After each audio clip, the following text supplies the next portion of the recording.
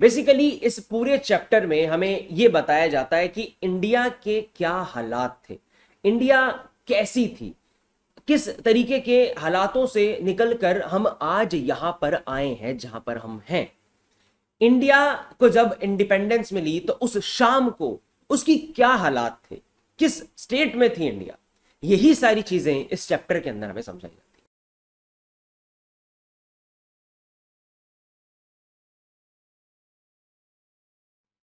Hi everyone and welcome to Psychology and Economics class 11th and 12th. So first of all इस channel पर हम psychology class 11th और 12th की पूरी NCERT books already complete कर चुके हैं। आपको स्क्रीन के ऊपर प्लेलिस्ट दिख रही हैं, किसी भी साइकोलॉजी स्टूडेंट को जानते हो तो उनके साथ शेयर जरूर ये कर देना। एंड नाउ इस वीडियो से हम इकोनॉमिक्स की क्लासेस भी स्टार्ट करने वाले हैं, तभी चैनल का नाम अब बदलकर साइकोलॉजी के साथ इकोनॉमिक्स भी वहां पर ऐड हो गया है। तो अब यहाँ आपको इकोनॉमिक्स की क्लासेस भी मिलेंगी, इकोनॉमिक्स की वीडियोस भी मिलेंगी। So India on the eve of independence, बहुत ही इंटरेस्टिंग, बहुत ही प्रैक्टिकल सा आपका ये चैप्टर है। और first of all I would like to tell you कि आप जब भी इकोनॉमिक्स को पढ़ रहे हैं, स्पेशली आपकी इंडियन इकोनॉमिक डेवलपमेंट के सब्जेक्ट को पढ़ रहे हैं, तो इसे एक सब्जेक्ट समझकर मत पढ़ो यार। ये कोई मतलब बोझ नहीं है आपके ऊपर, ये आपकी हिस्ट्री के बारे में ही आपको बता रहा है। एक कहानी है, और कहानी भी बहुत ऐसी नहीं जो आपसे रिलेटेड नहीं है, इंडिपेंडेंस की कहानी है और आपकी जिंदगी से रिलेटेड ही ये स्टोरी। तो इसको एक स्टोरी की तरह समझो, और बहुत ही इंटरेस्टिंग ये चैप्टर है। तो यहाँ पर क्या होता है, सबसे पहले इसका इंट्रोडक्शन हम देख लेते हैं। As traders the British entered the once prosperous Indian economy and eventually became its overlords. जो ब्रिटिशर थे, हम लोगों को पता है, बचपन से सुनते आ रहे हैं कि ब्रिटिशर्स ने इंडिया पर कब्जा कर लिया था, राइट। इंडिया को रूल वो लोग करने लगे थे, पर वो इसी मकसद से नहीं आए थे। वो कहकर ये आए थे कि ट्रेड के लिए आ रहे हैं, ट्रेड के मकसद से आए थे हमारी प्रॉस्परस इंडियन इकोनॉमी के अंदर, पर यहां पर आकर फिर उसको रूल करने लगे। Prior to British control The Indian economy was wealthy and self-sufficient. जब तक ब्रिटिशर्स ने हालत खराब नहीं करी थी हमारी इंडियन इकोनॉमी की, बहुत अच्छी हमारी economy. Ample agriculture output was available. बहुत मात्रा में हमारे पास एग्रीकल्चर का इनपुट अवेलेबल, आउटपुट अवेलेबल था। बेसिकली एग्रीकल्चर हमारे इंडिया में शुरुआत से ही एक प्राइमरी सोर्स रहा है। एग्रीकल्चर मतलब इंडिया और एग्रीकल्चर, ये दोनों बिल्कुल ऐसी चीजें हैं कि आप अलग कर कर नहीं देख सकते हो। इंडिया में शुरुआत से ही एग्रीकल्चर को बहुत इंपॉर्टेंस दी जाती है। इवन आज तक भी एग्रीकल्चर की बहुत ज्यादा इंपॉर्टेंस है हमारे देश में। बहुत ऐसी पॉपुलेशन है, बहुत बड़ा ऐसा हिस्सा है जो अभी भी एग्रीकल्चर पर ही डिपेंडेंट है अपनी लाइवलीहुड के लिए। तो इंडिया के पास एग्रीकल्चर का आउटपुट बहुत ज्यादा अवेलेबल था। फेमिनाइन वर अनकॉमन, यहां पर कोई फेमिनाइन की कंडीशन कभी नहीं आती थी। Handicraft and spices from India were high demand all over the world as royal treasury Indian kings possessed vast gold and silver reserves. मतलब कि ये सारी अच्छी चीजें हमारे इंडिया में पहले मौजूद थी। एग्रीकल्चर बहुत बढ़िया था, कोई ड्रॉट वगैरह फेमिनाइन की कंडीशन यहाँ पर नहीं थी। हमारी हैंडीक्राफ्ट इंडस्ट्री बहुत अच्छी थी। हमारी स्पाइसेस जो हम बनाते हैं हमारे इंडिया में जो थी, वो बहुत ज़्यादा वर्ल्ड में पूरे फेमस थी, वर्ल्ड में उसकी डिमांड थी। और प्लस जो हमारे राजा महाराजा थे उस समय पर, यहाँ पर उनके पास बहुत बहुत बड़ी मात्रा में गोल्ड और सिल्वर का रिजर्व भी मौजूद था। After conquering the Battle of Plassey in 1957, the British dominated India over 200 years. अब बैटल ऑफ प्लासी के बारे में आपने अपने बेसिक हिस्ट्री में जरूर पढ़ा होगा बचपन से ही, आपकी 8th 9th क्लास से। तो यहाँ पर बैटल ऑफ प्लासी जो आपको प्लेसी जो आपको बताया जाता है 1757, इसके बाद यहाँ पर ब्रिटिशर्स ने इंडिया को 200 सालों तक उसके ऊपर राज किया था। India gained independence on August 15th, 1947. During the lengthy rule, the formerly rich and self-sufficient country became colonial, backward, loop-sided, stagnant, improvised and reliant. Basically, ये सारे आपके सामने ऐसे शब्द लिखे गए हैं जो कि नेगेटिव हैं। अभी तक यहां पर ये जो सब हमने पढ़ा, ये पॉजिटिव चीजें पढ़ी थी अपने इंडिया के बारे में। अब यहां से ये सारा कॉलोनियल, बैकवर्ड, लॉप साइडेड, मतलब सिंगल साइडेड, सिर्फ उन्हीं के फेवर की बात करने वाला, स्टैग्नेंट सी, इम्प्रोवाइज्ड एंड रेलिएंट, ऐसी हमारी इकोनॉमी हो गई थी। मतलब कि ब्रिटिशर्स ने आकर हाल खराब कर दिए थे इंडियन इकोनॉमी के। द नेशनल एंड पर capita income were both extremely low. अब आपने अपने अभी तक अगर इकोनॉमिक्स पढ़ी होगी अपने स्कूल में, तो आपको जरूर इतना पता होगा पर कैपिटा और नेशनल इनकम क्या होता है। तो नेशनल इनकम टोटल इनकम का कॉन्सेप्ट होता है, हम समझेंगे ये भी अपनी मैक्रो इकोनॉमिक्स में, मैं भी आपको करवाऊंगा ये सारे टॉपिक्स आगे।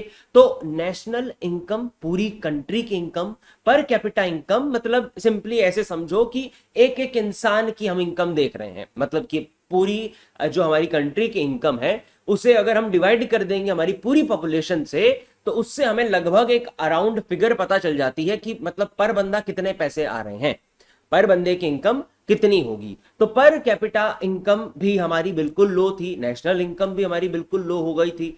In his book poverty and un British rule in India, दादा भाई नारोजी ने 1825 से 1970 तक अपनी बुक के अंदर एक एस्टिमेटेड बेसिकली हमारे सामने फिगर्स रखी थी इंडिया की इनकम के बारे में।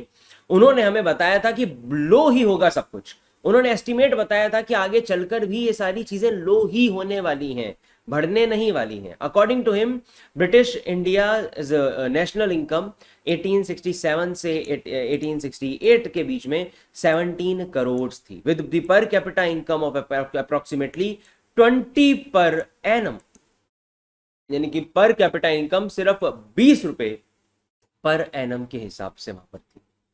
Apart from Dada Bhai Naroji, important national income estimators of the time were William Finlay, Rao, R.C. Desai. It was Rao's estimation during the colonial period that were regarded particularly significant. ये सारे basically और भी दादा भाई नारोजी के साथ और भी बहुत से ऐसे लोग थे जिन्होंने एस्टिमेट्स दिए थे, और सबसे ज्यादा जो सटीक एस्टिमेट माना गया था वो उस समय पर राव के एस्टिमेट को सबसे सिग्निफिकेंट माना गया, और उसने भी यही बताया था कि सब कुछ लो ही होने वाला है आगे चलकर इस इनके शासन में, जो ब्रिटिशर्स हैं उनके शासन में इंडिया अच्छी होती हुई उन्हें नहीं दिख रही थी। The country's national income was not only throughout the first half of the 20th century, was not only low throughout the first half of the 20th century, but it also increased at a pace of less than 2% per year, while the per capita income rose at 0.5% per year.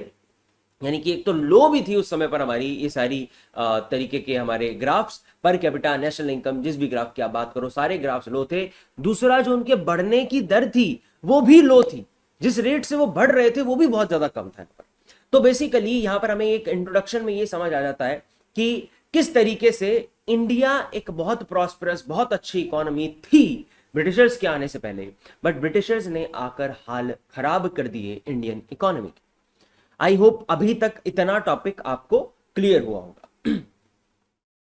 All right, सो अब यहां पर हम आगे बढ़ते हैं और अगला topic हमारे सामने आता है, state of Indian agriculture on the eve of independence. Basically इस पूरे चैप्टर में हमें यह बताया जाता है कि इंडिया के क्या हालात थे, इंडिया कैसी थी, किस तरीके के हालातों से निकलकर हम आज यहां पर आए हैं जहां पर हम हैं।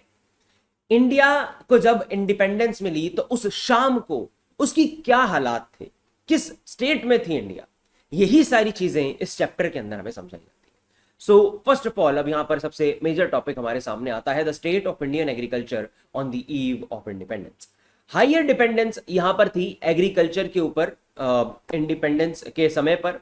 बेसिकली हम अलग अलग सेक्टर्स के हिसाब से यहां पर आगे पढ़ने वाले हैं। जैसे पहला टॉपिक हमारा है state of Indian agriculture on the eve of independence.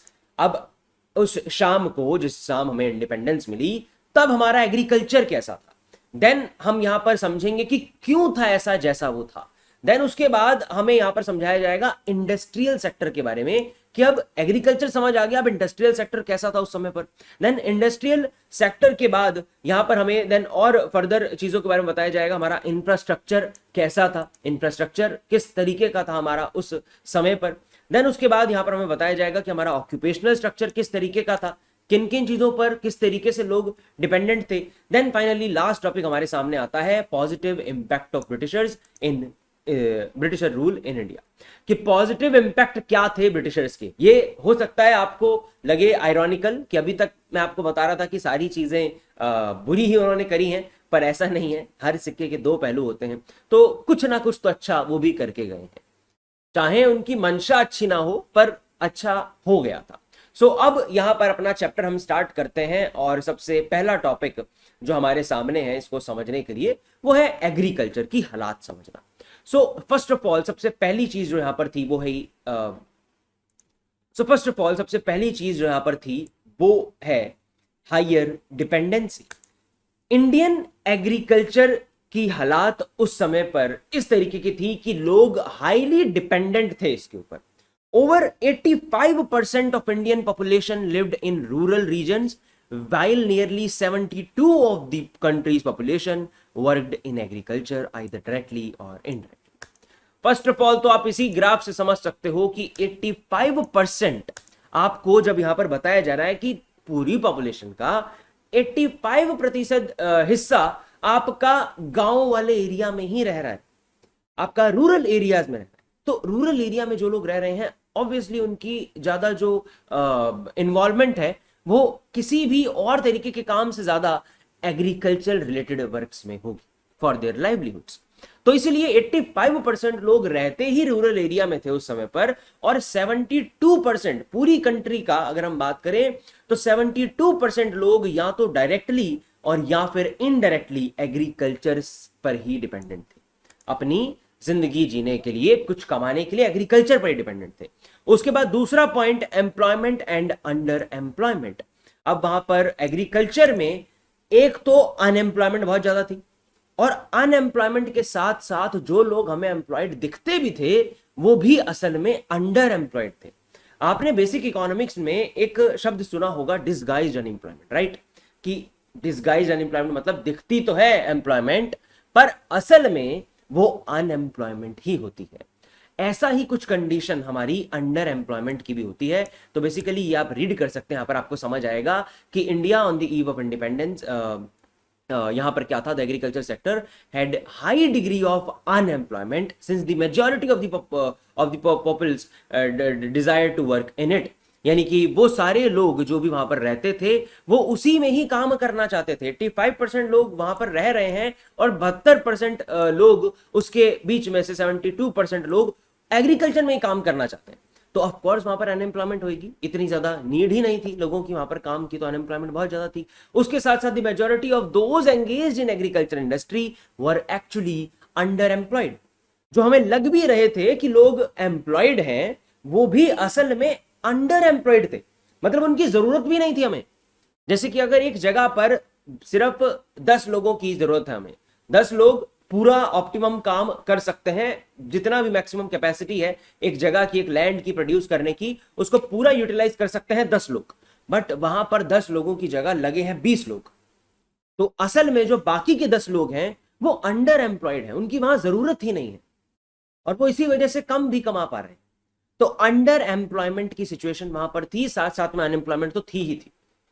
कुछ ऐसे हालात थे एग्रीकल्चर सेक्टर के। उसके बाद हाईली बैकवर्ड भी था हमारा agriculture sector. Backward of course था, जब लोग पढ़े लिखे ही नहीं थे, टेक्नोलॉजी कहां से होगी? Because of illiteracy, low productivity and significant unemployment was there. The agriculture industry was severely hampered. तो हमारी जो एग्रीकल्चर इंडस्ट्री थी वो सीवियरली हैम्पर हो चुकी थी, क्योंकि इलिटरेसी बहुत ज्यादा थी, हमारे पास प्रोडक्टिविटी नहीं थी बिल्कुल भी वहां पर, और सिग्निफिकेंट अनएम्प्लॉयमेंट हमें वहां पर पहले से ही दिख रही थी। तो इन सारी चीजों से हमें पता चलता है कि हमारा एग्रीकल्चर जो सिस्टम था उस समय पर वो बैकवर्ड था बहुत ज्यादा, और सीवियरली हैम्पर्ड वो हो चुका था। उसके बाद यहां पर अगला टॉपिक हमारे सामने आता है कि अभी जो सारे कारण हमने पढ़े हैं, क्यों था ये, क्यों ये कंडीशन थी? Causes of stagnation of agriculture on the eve of independence. Stagnation का क्या मतलब होता है? स्टैग्नेशन का मतलब यहां पर होता है कि जब कोई चीज रुक जाती है, एक स्टैग्नेंट पॉइंट आ जाता है कि अभी तक कोई चीज ग्रो कर रही है, पर अब वहां पे स्टैग्नेंट पॉइंट आ जाने का मतलब कि यहां पर वो चीज रुक गई है, जाम हो गई है, इससे ज्यादा ग्रो नहीं हो पा रही है। सो कॉजेज ऑफ स्टैग्नेशन यहां पर हमें बताए जाते हैं। एक सबसे पहला इसका कॉज था land settlement system. What is this land settlement system? So first of all, land settlement system के अंदर आपको एक, आपने शब्द सुना होगा जमींदारी सिस्टम। सिर्फ जमींदारी सिस्टम यहां पर नहीं आता है, और भी सिस्टम आते हैं, बट जमींदारी सिस्टम एक मोस्ट पॉपुलर फेमस सिस्टम था। असल में लैंड सेटलमेंट सिस्टम का क्या मतलब होता है, इसके शब्द को समझो। लैंड सेटलमेंट सिस्टम, जमीन की सेटलमेंट किस तरीके से होगी उस चीज का सिस्टम। वो सिस्टम में ही खराबी थी, वो सिस्टम ही बहुत खराब बनाया गया था। तो बेसिकली यहां पर क्या था कि एक ट्रायंगुलर कनेक्शन एस्टेब्लिश करवा दिया गया था ब्रिटिश गवर्नमेंट द्वारा। ट्रायंगल कनेक्शन किन के बीच में? सबसे पहला वहां पर जो एक पार्ट था वो था गवर्नमेंट, टॉप पे गवर्नमेंट, उसके नीचे वहां पर थे हमारे लैंड ऑनर्स, उसके नीचे वहां पर आते थे सबसे नीचे टेनेंट्स या फिर जो भी वहां पर काम करने वाले लेबरर्स हैं। अब इसे ऐसे समझो कि एक हायरार्की बना दी, एक ट्रायंगुलर कनेक्शन बना दिया। पहले सबसे नीचे सबसे ज्यादा जो पिसता है लेबरर्स, उसके ऊपर लैंड के ऑनर्स, उसके ऊपर गवर्नमेंट। और एक मिथ है, ये माना जाता है कि भाई लैंड ऑनर्स का बहुत फायदा होता, तो वहां पर ऐसा कुछ नहीं है। लैंड ऑनर्स का भी ज्यादा फायदा नहीं होता था, अल्टीमेटली सारा प्रॉफिट ब्रिटिश गवर्नमेंट ही लेकर जाती थी। तो इस ट्रायंगुलर सिस्टम में होता क्या था कि सबसे नीचे आ गए लेबरर्स, उसके ऊपर आ गए हमारे लैंड ऑनर्स, सबसे ऊपर आ गई गवर्नमेंट। गवर्नमेंट ने एक टैक्स लगा दिया था कि भाई साहब आपकी कमाई जितनी मर्जी हो, मुझे इतना टैक्स चाहिए ही चाहिए। मान लो कि गवर्नमेंट ने कह दिया कि मुझे 100 रुपए टैक्स चाहिए आपसे हर महीने, कुछ एग्जाम्पल समझते हैं, ऐसा सिस्टम था वो। तो गवर्नमेंट ने कह दिया कि मुझे 100 रुपए चाहिए हर महीने आप लोगों से। अब ये आपके ऊपर है भाई साहब कि कैसे आप मुझे दो। गवर्नमेंट ने ये सीधा लेबरर्स को नहीं बोला, गवर्नमेंट ने बोला लैंड ऑनर्स को। लैंड ऑनर्स ने कहा भैया हम कहां से लाएंगे, लेबरर्स के ऊपर डालो बाहर। लेबरर्स को उन्होंने बोला कि देखो गवर्नमेंट डिमांड कर रही है 100 वहां पर अमाउंट, तो आपने हर महीने में 100 रुपए लाकर देने हैं जैसे मर्जी। अब बेचारे लेबरर्स कमा ही नहीं पाते थे इतना, वो बेचारे फॉर एग्जांपल कमा रहे हैं 10 रुपए 20 रुपए 30 रुपए ज्यादा से ज्यादा, तो उन बेचारों को बल्कि आगे और लोन लेकर लैंड ऑनर को पैसे देने पड़ते थे। और कई बार लैंड ऑनर को वो दे भी नहीं पाते थे पैसे, तो लैंड ऑनर को भी खुद से कई बार गवर्नमेंट को देने पड़ते। तो कुछ इस तरीके का सिस्टम वहां पर बन गया था हमारा लैंड सेटलमेंट सिस्टम, जिसमें कि अल्टीमेटली सबसे ज्यादा पिसता था हमारा लेबर और सबसे ज्यादा प्रॉफिट होता था गवर्नमेंट का। तो ऐसा लैंड सेटलमेंट सिस्टम था। जब ऐसा सिस्टम होगा तो कहां से ही अच्छा हो जाएगा एग्रीकल्चर सेक्टर। तो इसके कुछ एग्जाम्पल हैं, ये जो जमींदारी सिस्टम पॉपुलर है, जमींदारी सिस्टम में यही होता था, यही सेम जो मैंने आपको बताया है ये सब जमींदारी सिस्टम में है। तो ऐसे ही महलवारी सिस्टम और रटवाड़ी सिस्टम भी इसी तरीके के सिस्टम थे।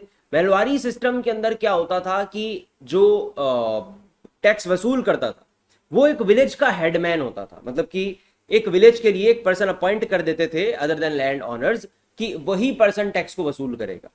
और रटवाड़ी सिस्टम में डायरेक्टली मतलब जो लेबरर्स होते थे वही देते थे टैक्स सीधा गवर्नमेंट को। तो इसी तरीके के कुछ कुछ जमींदारी सिस्टम जैसे ही ये दोनों बाकी भी सिस्टम थे, और यहां पर बेसिकली एक ट्रायंगुलर कनेक्शन बना दिया गया था तीनों ही सिस्टम्स में, गवर्नमेंट, लेबरर्स और ऑनर्स के बीच। तो इन्हीं की वजह से इंडियन एग्रीकल्चर सिस्टम के हालात अच्छे नहीं थे।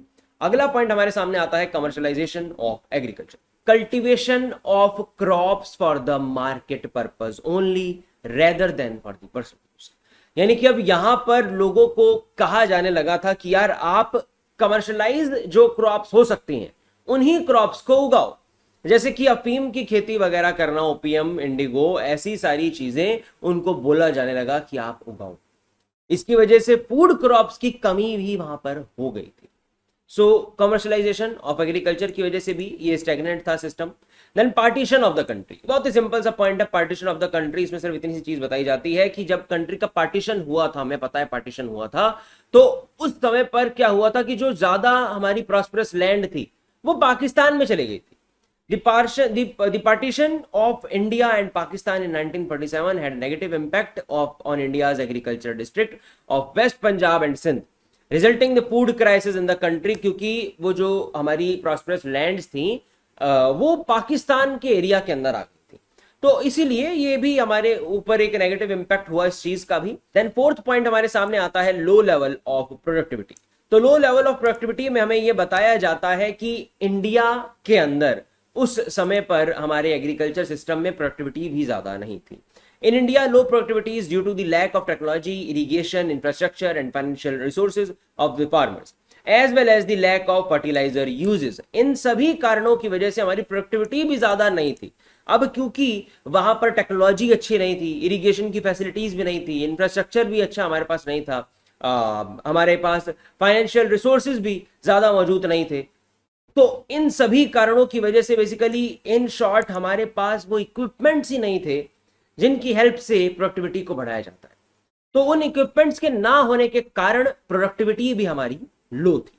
तो ये 4 मेजर वो कारण हैं जिनकी वजह से हमारा एग्रीकल्चर सेक्टर स्टैग्नेंट था, रुक गया था, ग्रो नहीं हुआ। उसके बाद industrial sector on the eve of independence, ये टॉपिक हमारे सामने आता है। तो इंडस्ट्रियल सेक्टर की अब हालात कैसे थी? The industrial sector, like agriculture sector, was unable to grow during the British administration. The following state of the industrial sector at the time of independence. ये कुछ हालात हमें बताई गई हैं हमारे इंडस्ट्रियल सेक्टर की on the time of independence. यहाँ पर सबसे पहले हमें बताया गया है कि जैसे एग्रीकल्चर सेक्टर की हालात खराब थी, वैसे ही हमारे इंडस्ट्रियल सेक्टर की भी हालात कुछ खासा अच्छे नहीं थे। सबसे पहला पॉइंट हमारे सामने आता है डी इंडस्ट्रियलाइजेशन। इस टॉपिक के अंदर हमें बताया जाता है कि किस तरीके से एक प्लान्ड बेस के साथ ब्रिटिशर्स ने हमारी इंडिया की सबसे अच्छी इंडस्ट्री, हमारी हैंडीक्राफ्ट इंडस्ट्री, जिसको पूरे वर्ल्ड में जाना माना जाता था, उसकी डिमांड थी, उसे कैसे कोलैप्स करवा दिया। During the control, British control, the Indian handicraft sector saw a rapid collapse. The major motivation for British deindustrialization was to get inexpensive raw material from India, which were then transformed into completed items by the British industry and transported to India for sale in the Indian market. तो basically यहाँ पर क्या कहा जा रहा है, ये line बहुत इंपॉर्टेंट है। द मेजर मोटिवेशन से लेकर यहाँ इंडियन मार्केट तक, आगे भी लॉन्ग टर्म आपको इस चैप्टर में लाइन आगे आपको मतलब इसका कॉन्टेक्स्ट समझ आता रहेगा धीरे धीरे। तो यहां पर आपको कहा जा रहा है कि ब्रिटिशर्स ने इंडियन हैंडीक्राफ्ट इंडस्ट्री को खत्म करवा दिया। अपना जो कि हम यहां पर अपने आप अपने प्रोडक्ट्स को बनाते थे, अपने हैंडमेड जो प्रोडक्ट्स थे, उसे उन लोगों ने सिस्टमैटिक तरीके से कोलैप्स करवा दिया, खत्म करवा दिया। इसके पीछे का कारण क्या था? वो लोग ये चाहते थे कि हमसे, यानी कि इंडिया में से, वो सारी रॉ मटेरियल की चीजें ले सकें और देन अपनी कंट्री में जाकर उस रॉ मटेरियल से फाइनल गुड्स बना लें। जैसे कि मैंने आपसे कहा कि मैं आपसे 2 रुपीस की प्राइस में कॉटन ले गया और देन उस कॉटन की मैंने शर्ट बना ली और आपको वही शर्ट अब मैं 20 रुपए में बेच रहा हूं। ये काम वो लोगों ने करना चाहा था इंडिया के साथ और उसमें सक्सेसफुल भी वो लोग हुए। उनकी मेजर मोटिवेशन यही थी कि इनएक्सपेंसिव रॉ मटेरियल इंडिया से ले जाना और देन उसे ट्रांसफॉर्म कर लेना एक कंप्लीटेड आइटम में और देन उसे इंडियन मार्केट में लाकर बेचना। जैसा मैंने अभी आपको एग्जांपल दिया, 2 रुपए में कॉटन हमसे ले लिया और अपनी कंट्री में जाकर उसकी एक शर्ट बना दी और हमें देन बेची महंगे प्राइस पर। ये सारी चीज हमें डी इंडस्ट्रियलाइजेशन के अंदर बताई जाती है। बेसिकली इन शॉर्ट हमारी हैंडीक्राफ्ट इंडस्ट्री, जो भी इंडस्ट्री यहां पर अच्छी चल रही थी, उसको कोलैप्स करवा दिया, डी इंडस्ट्रियलाइजेशन करवा दिया और देन अपने वहां से मेजर इंडस्ट्री अपनी ही कंट्री में रखी, वहां से हमें महंगे प्रोडक्ट्स बेचे, यहां से सस्ते रॉ मटेरियल खरीदने के बाद। इस तरीके से पूरा उन्होंने किया। तो इस वजह से इंडस्ट्रियल सेक्टर की भी हालात अच्छे नहीं थे obviously. Then lopsided modern industrial sector का क्या मतलब है? लॉपसाइडेड का मतलब होता है सिंगल साइडेड, सिर्फ ब्रिटिशर्स को ही फायदा देने वाला इंडस्ट्रियल सेक्टर उन्होंने बना दिया था। कैसे? एक तो ऐसे रूल बनाए थे कि मेजरली ब्रिटिशर्स ही बड़ी इंडस्ट्रीज वहां पर सेटअप कर सकते हैं। दूसरा, हैवी इंडस्ट्रीज को इंडिया में सेटअप ही नहीं होने देते थे वो लोग। क्यों? सिंपल सा कारण था, हैवी इंडस्ट्रीज मतलब बड़ी इंडस्ट्रीज अगर यहाँ पर बन गई तो यहीं पर ही मेजर मैन्युफैक्चरिंग होने लग जाएगी और यहीं पर मेजर मैन्युफैक्चरिंग हो गई तो हम उन लोगों से क्यों खरीदेंगे सामान। तो इस तरीके का सिस्टम यहाँ पर उन्होंने बना दिया था। बट फिर भी कुछ ही गिने चुने वहां पर लोग थे, पर वो गिने चुने लोग ही बहुत बड़े नाम थे जो याद करने जरूरी हैं। ये ऐसे लोग थे जिन्होंने उस तरीके के सिस्टम के अंदर भी अपनी इंडस्ट्री को एस्टेब्लिश करवाया और बहुत जानी मानी वो इंडस्ट्रीज आज हैं। TISCO is one of them, जो कि जमशेदपुर में जमशेद जी टाटा ने एस्टेब्लिश करवाई थी 1907। फाइन, तो ये नाम आप याद रखेंगे। Other than this lack of capital good industries, वहां पर कैपिटल गुड इंडस्ट्रीज कम थी इंडिया में। अगेन वही पॉइंट यहाँ पर रिपीट होता है, कैपिटल गुड इंडस्ट्री मतलब कि हमारी हैवी इंडस्ट्रीज, उसको उन लोगों ने बनने ही नहीं दिया था इंडिया में। अगर वो चीज यहाँ पर बन जाती, कैपिटल गुड की इंडस्ट्री हम यहाँ पर बना लेते। कैपिटल गुड कौन से गुड होते हैं?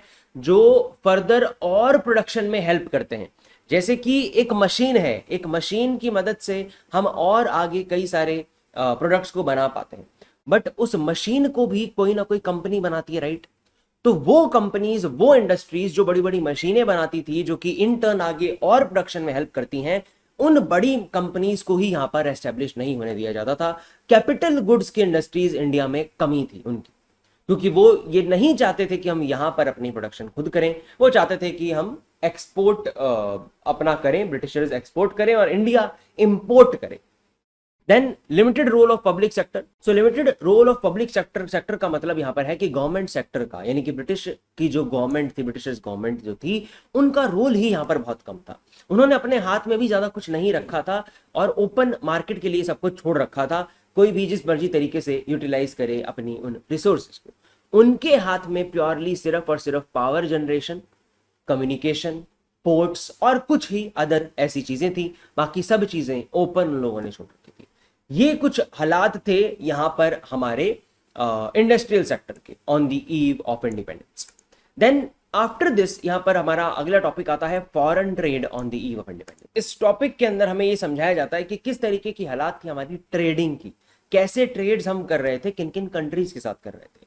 So first of all monopoly control था यहां पर ब्रिटिश रूल का, यानी कि जो भी ब्रिटिशर्स के बिजनेसेस खुद के थे, ब्रिटिश बिजनेसेस जो थे इंडिया में, उन्हीं का मेनली कंट्रोल था यहां पर पूरे फॉरेन ट्रेड में। Over half of the foreign trade, यानी कि आधे से भी ज्यादा, 50% से भी ज्यादा जो इंडिया का टोटल ट्रेडिंग थी, सर्विसेज गुड्स को लेना और देना बिटवीन द कंट्रीज, वो ट्रेडिंग आधे से भी ज्यादा सिर्फ और सिर्फ ब्रिटिशर्स के साथ ही लिमिटेड थी, सिर्फ और सिर्फ यूनाइटेड किंगडम के साथ वो लिमिटेड थी। इसके साथ थोड़ा सा स्पेस दिया गया था चाइना, श्रीलंका और ईरान को, कि उनके साथ भी थोड़ी बहुत ट्रेडिंग हो सकती थी। बाकी आधे से ज्यादा ट्रेडिंग सिर्फ ब्रिटिशर्स के साथ ही हम करते थे। कैसी ट्रेडिंग करते थे वो आगे समझेंगे अभी। There were relatively few industries involved in overseas commerce with the expectation of British industry, exception of British industry. After the Suez Canal opened in 1969, commodities transmit become considerably quicker and cheaper, bolstering the British monopoly in India. अब यहां पर ये जो point है ये समझना बहुत जरूरी है। जब स्यूज कैनल, आपने इसके बारे में सुना होगा, स्यूज कैनल डायरेक्टली उस सी वेज को जोड़ देता था। एक ऐसा कैनल उन्होंने बना लिया था जिसकी मदद से अब वहां पर इजीली वो लोग इधर से उधर सर्विसेज को पहुंचाने लगे थे। उस कैनल की मदद से बेसिकली जल्दी वो लोग आ जाया करते थे इंडिया में फ्रॉम देयर ऑन कंट्री, और इंडिया से वहां भी अब जल्दी जाया करते थे। तो इसीलिए अब जल्दी उनका ट्रेड होने लगा था और इससे और ज्यादा हेल्प उन्हें मिल गई थी अपनी मोनोपोली को एस्टेब्लिश करने में। अब इस ट्रेड की क्या कमियां थी, इस ट्रेड की वजह से क्यों इंडिया खराब हुआ, इंडिया का फॉरेन ट्रेड की हालत खराब हुई, वो इस पॉइंट में हमें समझना। Exporter of primary products and the importer of finished goods, जो टॉपिक हमने ऊपर भी अभी समझा था, जो मैंने आपको अभी एग्जांपल के थ्रू समझाया था कॉटन वाले एग्जांपल से, तो वही यहां पर बताया जाता है कि फॉरेन ट्रेड आधे से ज्यादा अपने तक लिमिट तो कर लिया था, पर वो लिमिट भी कैसा किया था कि हम लोगों से सिर्फ और सिर्फ रॉ मटेरियल वो लोग लेते थे और हमें फिनिश्ड गुड्स देते थे। सस्ता रॉ मटेरियल हमसे ले लिया और उसी रॉ मटेरियल को फाइनल गुड बनाकर हमें बेच दिया।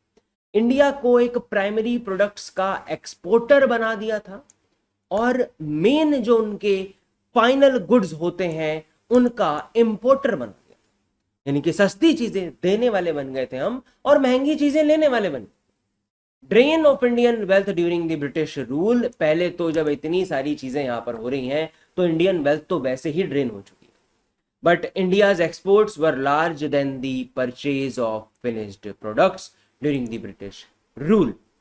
Due to an abundance of raw material export, there was significant export surplus.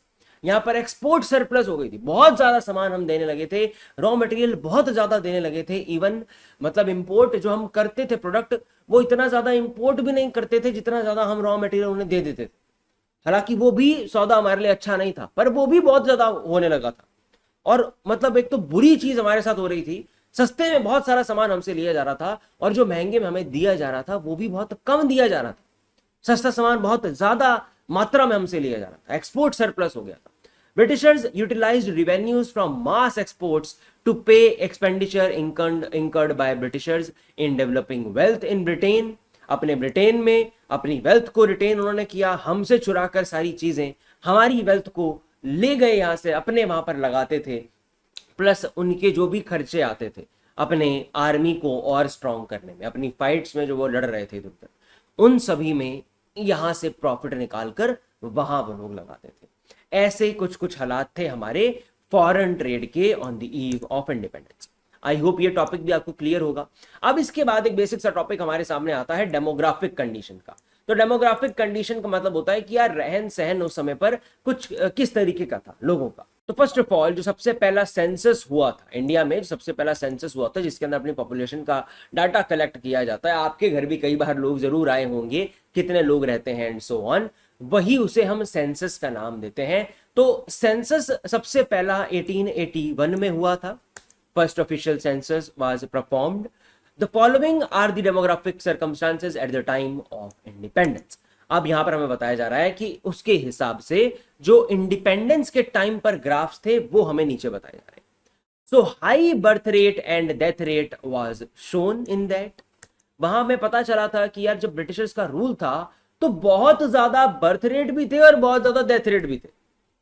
During the British control, the birth rate and the mortality rates were quite high, indicating the economic backwardness of the country. यहां पर हमें पता चलता है कि country कितनी ज्यादा backward थी, क्योंकि वहां पर बर्थ रेट भी बहुत ज्यादा था और डेथ रेट भी बहुत ज्यादा था। बच्चे पैदा भी बहुत ज्यादा हो रहे थे पर मर भी बहुत ज्यादा वहां पर रहे थे। ये मतलब होता है बर्थ रेट और डेथ रेट का, कि पर 1000 लोगों को अगर हम देखें तो कितने लोग वहां पर पैदा हो रहे हैं, कितने लोग वहां पर मर रहे हैं। बर्थ रेट डेथ रेट दोनों ही चीजें वहां पर ज्यादा थी। तो यहां हमें बताया जाता है, ये ग्राफ्स आपको दिखाए जा रहे हैं यहां पर, ये जो 2016 के ग्राफ हैं वो ये ब्रैकेट्स के अंदर है, और इसके अलावा जो ब्रिटिशर्स के टाइम के समय की हम बात कर रहे हैं वो ग्राफ्स यहां पर आपको ये डिटेल्स बताई गई। द बर्थ रेट वाज 48 पर 1000 during the British control, while the mortality rate was 40 per 1000 during the British control। पर ये ग्राफ इतना बेटर हो गया था 2016 में। जब 2016 में हमें दोबारा पता चला तो 2016 में हमने देखा कि 19.3 तक चले गया था हमारा बर्थ रेट, और डेथ रेट सिर्फ 7.3 रह गया था। तो इसके हिसाब से हम देख सकते हैं कि कितना ज्यादा डेथ रेट था, कितना ज्यादा बर्थ रेट था during the time of independence. उस समय पर 48% बर्थ रेट था और 40% डेथ रेट था। ये बहुत कम हो गया था 2016 तक आते आते। देन दूसरा पॉइंट हमारे सामने आता है हाई इन्फेंट मोर्टेलिटी रेट। इसका मतलब है कि वहां पर बच्चों की भी डेथ का रेट बहुत ज्यादा था उस समय पर। जो बच्चे पैदा हो रहे थे उन बच्चों की मौतें भी बहुत ज्यादा हो रही थी। This refers to the death rate of infants and toddlers under the age of 1 year. 1 साल से छोटे बच्चों को हम इन्फेंट्स का नाम देते हैं। तो वो बच्चे जिस दर से मर रहे होते हैं उसका नाम इन्फेंट मोर्टेलिटी रेट होता है। तो वो भी बहुत ज्यादा थी, मतलब बच्चे पैदा भी ज्यादा हो रहे थे, मर भी लोग ज्यादा रहे थे, इन्फेंट मोर्टेलिटी रेट भी वहां पर बहुत ज्यादा था। और इसके बाद यहां पर हमें बताया जाता है लो लाइफ एक्सपेक्टेंसी। लाइफ एक्सपेक्टेंसी का मतलब होता है कि अप्रॉक्स कितने साल तक एक इंसान जिंदा रहेगा, उसका ग्राफ। तो ये भी बहुत लो था उस समय पर, यानी कि आप यहां पर देख सकते हैं it was only 32 years on the eve of independence, in contrast to 65.5 in 2011। 2011 में ये हमें पता चला था कि 65.5 साल तक अप्रॉक्स एक इंसान जी सकता है, एक इंसान जीता है। But on the eve of independence ये ग्राफ सिर्फ 32 पर था। यानी कि सिर्फ 32 साल के आसपास लाइफ एक्सपेक्टेंसी मानी जाती थी एक इंसान के उस समय पर। देन अगला पॉइंट हमारे सामने आता है extremely low level of literacy rate. जब गरीबी ही बहुत ज्यादा थी उस समय पर, the amount of poverty and backwardness in India shown in mass illiteracy. तो ये हमें पता चल सकता है कि जब गरीबी ज्यादा है, बैकवर्डनेस ज्यादा है, तो इलिटरेसी भी होगी, और वाइस वर्सा। जहां पर लिटरेसी इतनी ज्यादा है वहां पर गरीबी होनी ही होनी है, और बैकवर्ड भी हमारी सिचुएशन होनी है। According to census of 1941, the final census conducted under the British control, 84% of Indians were illiterate, while 93% of women were illiterate. The women rate of illiteracy were exceptionally high. यानी कि आप ये समझ कर देखो कि सिर्फ 7% वुमेन, पूरी कंट्री की सिर्फ 7% वुमेन उस समय पर लिटरेट थी, जिन्हें पढ़ना लिखना आता है। लिटरेट का मतलब सिर्फ इतना होता है, पढ़ना लिखना जिसे आता है, तो वो भी सिर्फ 7% वुमेन उस समय पर थी। और ओवरऑल पॉपुलेशन की बात करें तो सिर्फ यहां पर 16% लोग ही पढ़े लिखे थे, बाकी 84% जो लोग थे वो अनपढ़ की कैटेगरी में ही आते थे, इलिटरेट में। तो कुछ ऐसी डेमोग्राफिक कंडीशन थी इंडिया की। देन उसके बाद अगला पॉइंट हमारे सामने आता है इंफ्रास्ट्रक्चर की कंडीशन। तो अब इंफ्रास्ट्रक्चर हमारा कैसा था उस समय पर? फर्स्ट ऑफ ऑल इंफ्रास्ट्रक्चर का मतलब समझना जरूरी है। इंफ्रास्ट्रक्चर से कई लोग समझ लेते हैं कि जो चीजें हमें दिखती हैं, बिल्डिंग्स हमारे इंफ्रास्ट्रक्चर है। भाई साहब, बिल्कुल बिल्डिंग इंफ्रास्ट्रक्चर है, बट सिर्फ बिल्डिंग इंफ्रास्ट्रक्चर नहीं है। बिल्डिंग्स इंफ्रास्ट्रक्चर है, बट जो चीजें हमें नहीं दिखती हैं वो भी इंफ्रास्ट्रक्चर हो सकते हैं। इंफ्रास्ट्रक्चर इज एनीथिंग जो हमारी कंट्री की ग्रोथ में हेल्प करती है। एक स्कूल की बिल्डिंग है, एक स्कूल की बिल्डिंग जिसके अंदर बच्चे पढ़ते हैं, वहां पर ह्यूमन कैपिटल फॉर्म होता है। आगे पढ़ेंगे ह्यूमन कैपिटल के बारे में कि वो क्या होता है, तो वो भी हमारा इंफ्रास्ट्रक्चर है, स्कूल की बिल्डिंग। इंटरनेट की सर्विस अगर ना हो तो हम, अभी मैं आपको पढ़ा ही नहीं पाता, आप देख ही नहीं पाते इस चीज को अगर इंटरनेट नहीं होता तो ये चीज बेटर करवा रही है हमारी कंट्री को। जो भी चीज ग्रोथ में हेल्प करती है वो इंफ्रास्ट्रक्चर है, चाहे विजिबल हो या इनविजिबल हो। Transportation, communication, banking, power, roads, other sectors that aid in growth of other industries and the entire economy are the example of infrastructure. कोई भी ऐसी चीज जो इकोनॉमी में हेल्प कर रही है वो इंफ्रास्ट्रक्चर का पार्ट है।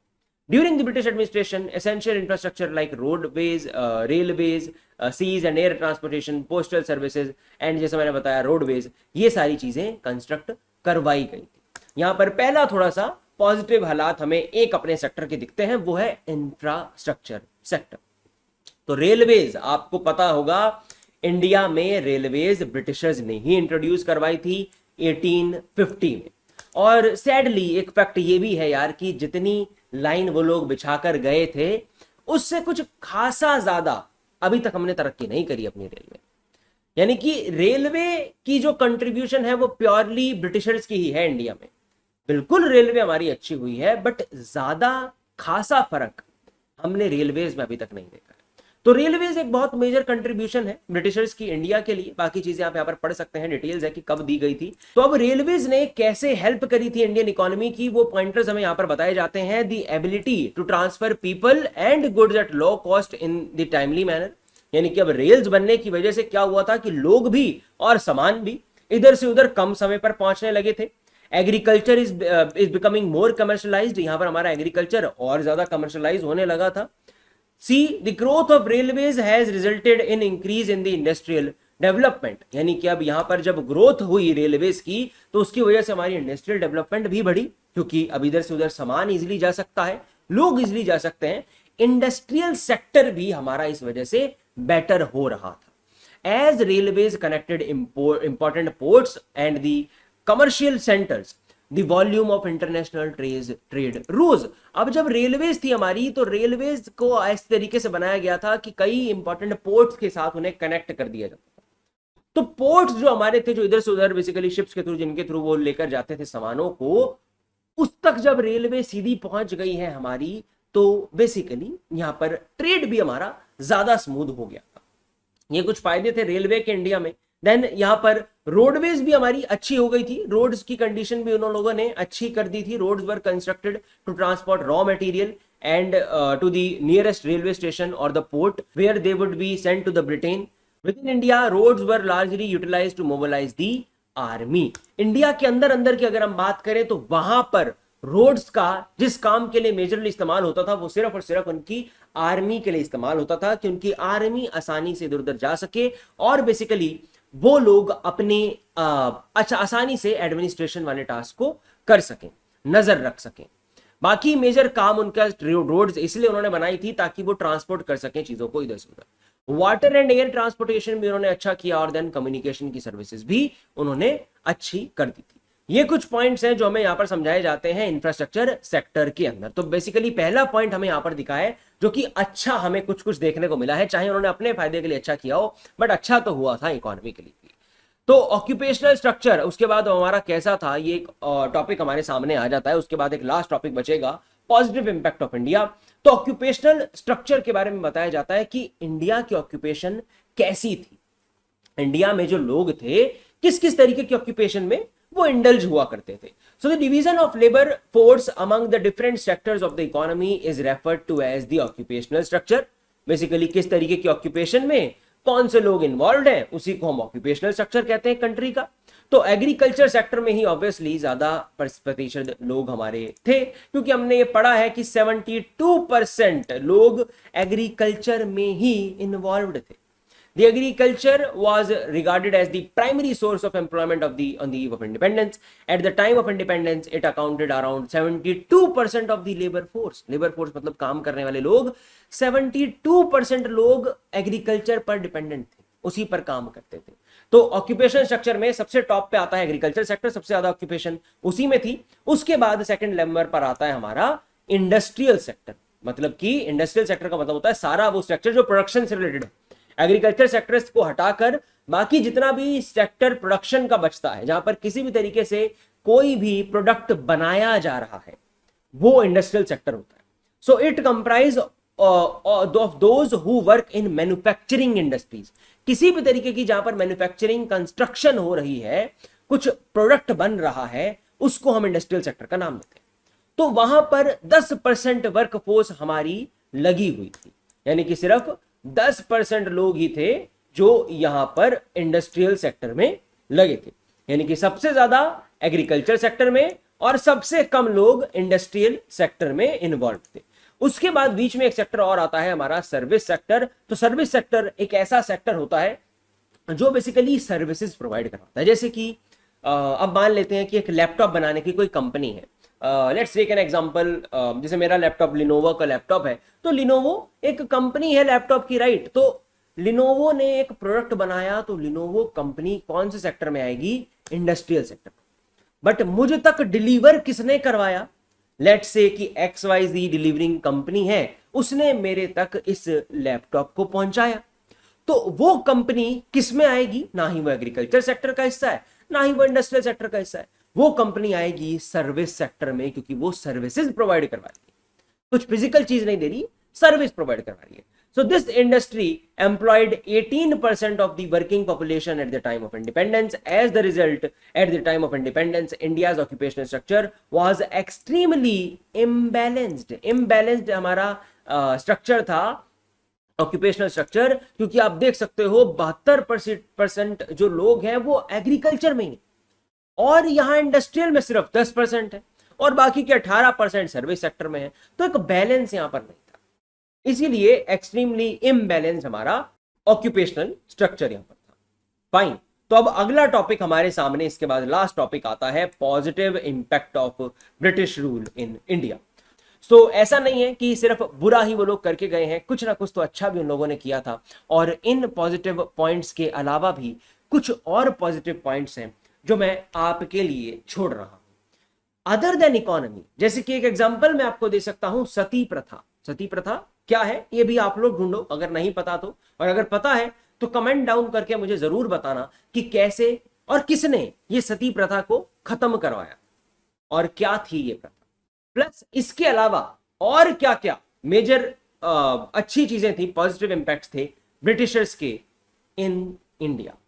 सो विद दिस टॉपिक यहां पर हमारा पूरा चैप्टर खत्म हो जाता है। इस चैप्टर के अंदर हमने समझा कि एग्रीकल्चर सेक्टर किस तरीके का था इंडिया का on the eve of independence, क्यों स्टैग्नेंट था हमारा एग्रीकल्चर सेक्टर इंडस्ट्रियल सेक्टर हमारा किस तरीके का था on the eve of independence, और हमारा फॉरेन ट्रेड कैसा था उस समय पर। देन हमने यहां पर समझा कि डेमोग्राफिक कंडीशन हमारी किस तरीके की थी, किस तरीके से लोग वहां पर रह रहे थे। फिर हमने समझा इंफ्रास्ट्रक्चर कैसा था, यही एक लौता पॉइंट था जो कि अच्छा हमें दिखा है, हमारा इंफ्रास्ट्रक्चर ही थोड़ा बहुत अच्छा था। उसके बाद ऑक्यूपेशनल स्ट्रक्चर हमारा कैसा था, बहुत इम्बैलेंस हमारा ऑक्यूपेशनल स्ट्रक्चर था। सारे लोग, ज्यादा से ज्यादा लोग एग्रीकल्चर में ही डिपेंडेंट थे, बाकी सेक्टर में बहुत कम थे।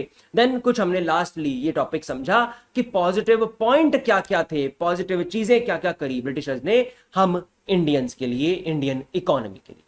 So yes, that's all from my side for this class. I hope सारी चीजें आपको समझ आई होंगी, और अब जल्दी ही अपने चैप्टर 2 के साथ भी मिलेंगे। इंडियन इकोनॉमिक डेवलपमेंट को पहले खत्म करेंगे, देन मैक्रो इकोनॉमिक्स को स्टार्ट करेंगे। So yes, that's all from my side for this class. अब अगर आपको ये वीडियो अच्छी लगी, ये क्लास समझ आई, तो प्लीज लाइक जरूर कर देना और अपने वैल्यूएबल थॉट्स को जरूर शेयर करना कमेंट सेक्शन में। I will be waiting to read all of your comments. और यस, अगर आपको वीडियो अच्छी लगी हो तो शेयर भी जरूर कर देना अपने दोस्तों के साथ। इकोनॉमिक्स स्टूडेंट जिसको भी जानते हो उसके साथ शेयर कर देना। अब यहाँ पर सारी इकोनॉमिक्स, क्लास 11 की भी, क्लास 12 की भी, दोनों आपकी बुक्स पूरी यहाँ पर हम कंप्लीट करने वाले हैं। So that's all from my side for this video. I will see you in the next class. Thank you so much for watching.